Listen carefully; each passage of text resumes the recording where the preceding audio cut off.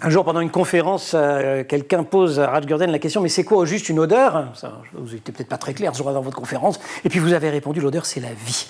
Voilà, c'est une bien belle réponse.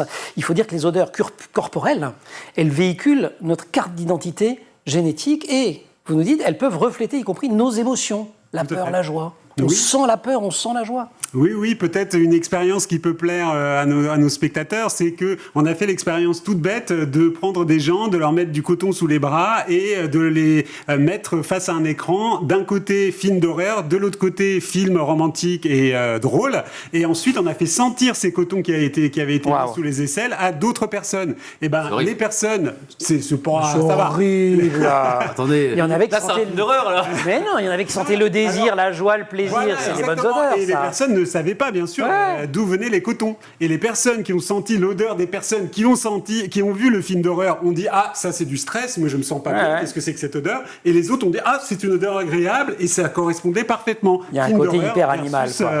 Film comédie. Alors, pour pouvoir sentir ces cotons, encore faudrait-il que nous soyons tous égaux face aux odeurs. Or, nous ne le sommes pas. Il y a des odorat plus ou moins développés. Et puis, pour certaines personnes, 10% quand même, peuvent souffrir d'anosmie. Oui, plusieurs millions de personnes. C'est l'absence d'odorat. Tout à fait. Plusieurs millions de personnes en France souffrent de troubles olfactifs, c'est-à-dire de problèmes dans leur capacité à détecter des odeurs. Et parmi ces personnes-là, il y a des anosmiques, c'est-à-dire des personnes. Il y a plusieurs catégories. Oui. Il y a l'insensibilité. Oui. Il y a je confonds les odeurs. Vous donnez un exemple qui n'est pas super sympa d'ailleurs. Oui.